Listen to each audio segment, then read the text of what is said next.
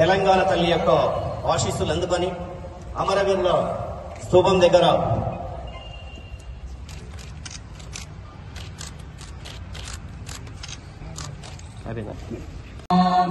जागे तव शुभ आशीष मागे गाहे तव जय गाथा जन गण मंगलदायक जय हे भारत भाग्य विधाता जय हे जय हे जय हे जय जय जय जय हे।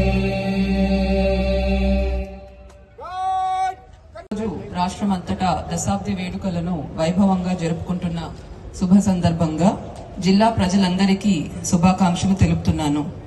స్వరాష్ట్ర సాధన పోరాటంలో అసువులు బాసిన అమరవీరులందరికీ ఘనంగా నివాళులు అర్పిస్తున్నాను.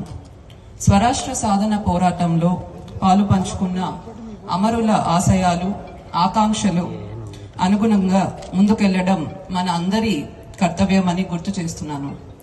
అమరుల కుటుంబాలకు ఉద్యమకారులకు చిన్న పెద్దలందరికీ పేరు పేరున ప్రణామాలు. సంగారెడ్డి జిల్లా ప్రగతి పథంలో ముందుకు అడుగులు వేస్తున్నదని తెలుపుటకు సంతోషిస్తున్నాను.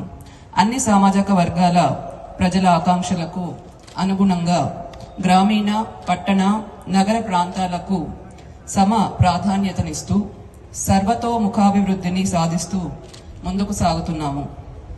జిల్లాలోని ఆయా శాఖల ద్వారా ప్రభుత్వ సంక్షేమ పథకాలు అభివృద్ధి కార్యక్రమాలను ప్రజలకు అందిస్తున్నాము. నిరంతరంగా సంక్షేమ అభివృద్ధి కార్యక్రమాలు ప్రజల వద్దకు తీసుకువెళ్లి విజయవంతంగా పనిచేస్తున్న అధికారులకు ఉద్యోగులకు నా అభినందనలు.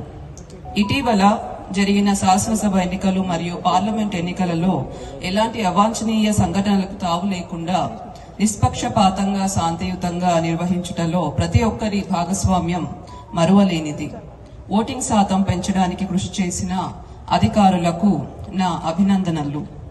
ఎన్నికలు సజావుగా పారదర్శకంగా నిర్వహించుటలో జిల్లా యంత్రాంగానికి సహకరించిన అధికారులకు పోలీసులకు ప్రజాప్రతినిధులకు ప్రింట్ అండ్ ఎలక్ట్రానిక్ మీడియా ప్రతినిధులకు ప్రజలకు ప్రత్యేక ధన్యవాదాలు తెలియజేస్తున్నాను.